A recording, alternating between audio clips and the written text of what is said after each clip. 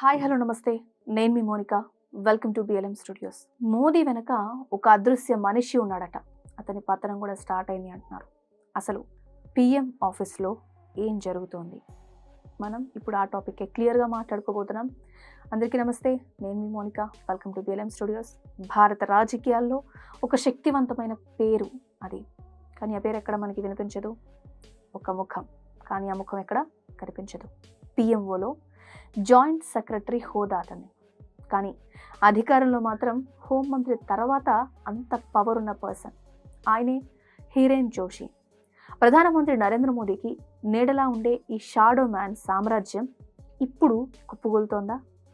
మోదీ స్వయంగా నమ్మకస్తుల్ని ఎందుకు పక్కన పెట్టేస్తున్నారు? అసలు దీని వెనుక అంతర్జాతీయ కుట్ర ఏమైనా దాగి ఉందా? ఉంటే ఏంటి?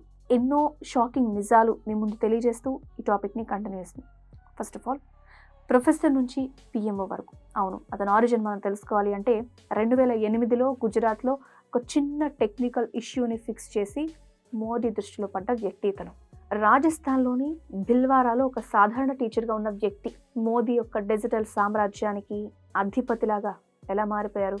కానీ మీకు తెలుసా, మోదీ యొక్క డిగ్రీ సర్టిఫికేట్ల వెనక ఉన్న అసలు మాస్టర్ మైండ్ కూడా ఇతనే అని? ఆ వాట్సాప్ మెసేజ్ల్లో ఏముంది? ఈ పాయింట్స్ అన్నీ ఇతనెవరు అని ఆసక్తి పెంచే అంశాలుగా ఉన్నాయి. ఇవన్నీ బయటకు వచ్చాయి. రిమోట్ కంట్రోల్ అని ఇతని గురించి చెప్తున్నారు.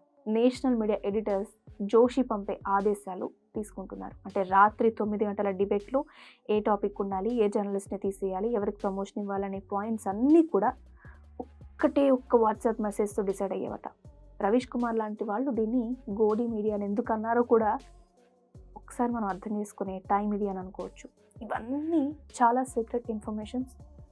ఒకవేళ కనుక జోషి మాట వినకపోతే ఏమవుతుంది?